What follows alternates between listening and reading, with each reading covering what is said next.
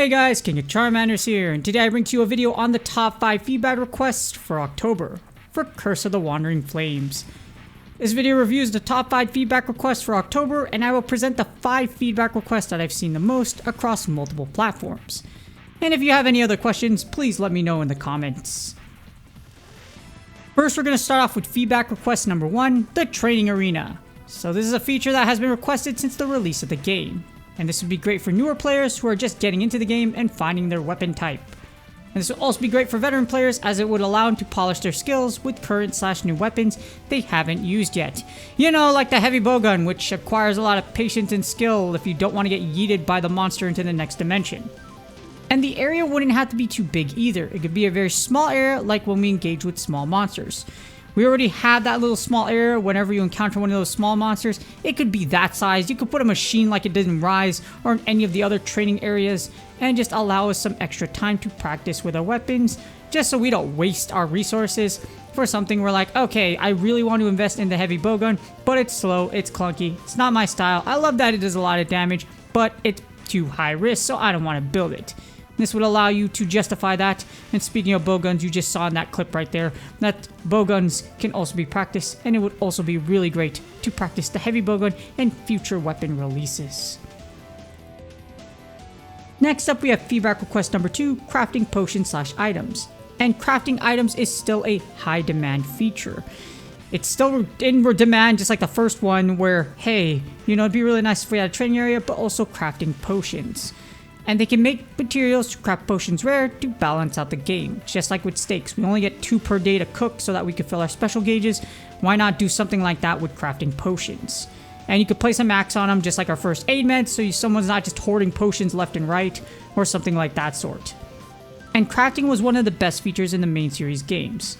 We got cooking finally for the 1-year anniversary, so hopefully crafting is on the way as well. We need constant updates to rival Monster Hunter Wilds, especially since Wilds is probably going to blow us out of the water for the first couple of months. But to keep Monster Hunter out interesting and to keep it as close as it can to the main series games, we definitely need crafting. In addition, at feedback request number 3, we have downgrading weapons, and players should be able to downgrade their weapons and get some materials back. In fact, this was a feature in Monster Hunter World Iceborne. You could get some materials back, but not the Zenny. This would place a limiter, but of course it would be way better to get something rather than nothing at all. With Monster Hunter now being over a year old now, this update would help veteran and newer hunters get back materials from weapons they no longer use and are mistakenly built. Mine is the Great Jagras Libowgun. I don't know why I brought it to grade 6, etc. I would really like my materials back just so I could sell said materials because I don't want to see that thing as a grade 6. It was something I trade out, had some fun, and unfortunately, I don't want it anymore. And there are a lot of newer players/veteran players out there that regret building something or no longer use it. And again, you could just limit it by not giving us back our Zenny, allowing our materials to come back at least, and enabling us to not regret our mistakes that we made in the past, or make up for them. And now for the second to last, we have feedback request number 4, saving drift smelt loadouts. It's really annoying to switch drift smelt skills between hunts.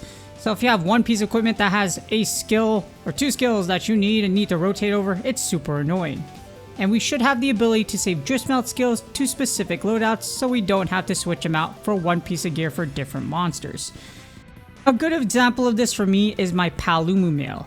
So for my light bowgun builds, etc., my bowguns in general, I have 3 different types of elemental attack on my Palumu mail. So switching between every one of those weak monsters, unless they share weakness, which doesn't really happen for the 3 that I have, it's going to be really annoying. And the thing is, drift smelting has been out long enough to where hunters can have multiple full drift smelt builds.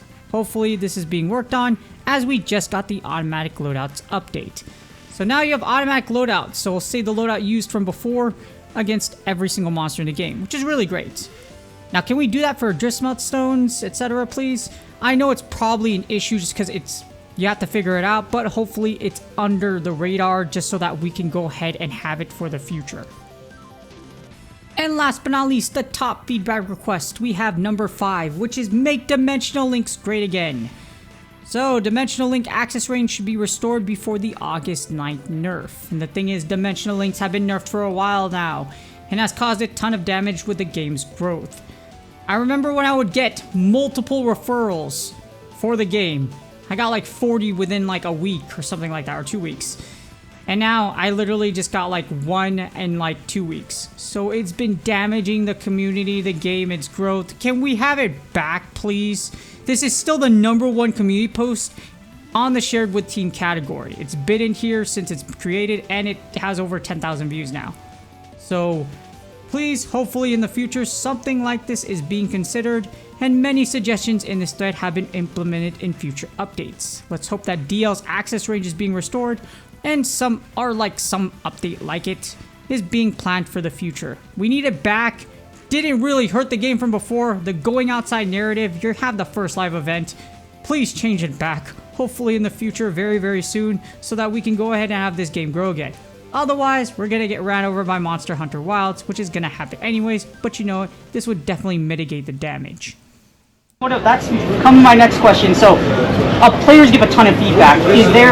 What are the best ways to get feedback from Monster Hunter now? I know you guys have a forum. I know you watch my channel, so that's great as well. Are there other venues, or what's the best way to do it for Monster Hunter? Yeah, we love hearing from players, and we are on Reddit, we are on Discord, we are listening, we may be lurking, but we are absolutely trying to get as much feedback from players as possible, whether they're in, Hong Kong, Taipei, Tokyo, Seattle, Los Angeles. We want to make sure that we are taking all that into account, and that's why we've done so many improvements, even outside of our major seasonal launches. So, adding in rewards for group hunting. We want to encourage people to hunt together.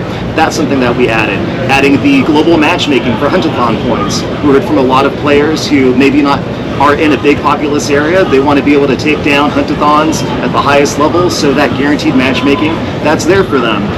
Giving Zenny for discarding parts. We want to make sure that's something that feels rewarding and not just a so-so experience. So things like that, and for Season 2, the ability to send friend requests after multiplayer hunts. The friend quest itself, where you can now have a joint goal that you're working toward over many days to get some big rewards in game with your friends. That's a social feature that we wanted to put out there, and we're always listening and wanting to come up with new quality of life improvements and new features that improve the gameplay experience overall. And there you have it from Niantic themselves. They look at many different platforms for feedback, and hopefully some of these requests will be implemented in the future. The thing is, it's always worth giving as much feedback as possible, as that is how historically many updates have made their way into the game.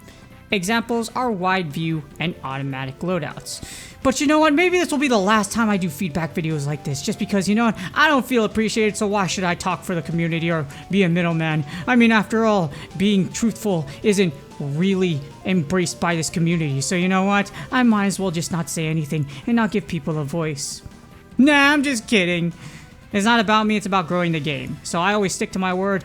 And factually having experience in a prior community for an entire city and not just YouTube, actually multiple different cities in multiple different states for a game called Pokemon Go, which is actually a lot more popular than Monster Hunter now, and I've had to deal with people in real life, not just online. So with that amount of experience, I definitely bring something unique to the table with a huge resume, and that resume has helped a lot so far. So I'm going to continue doing what I do, regardless of whatever anybody else says, and hopefully it brings some good stuff to y'all and in the future. Please do me a huge favor, like, subscribe, and comment for the YouTube algorithm. What would you like changed? Put them in the comments, and hopefully maybe your prayers will be answered by the Niantic gods or RNGesus. Good luck on your grinds, and I will see y'all on the next video.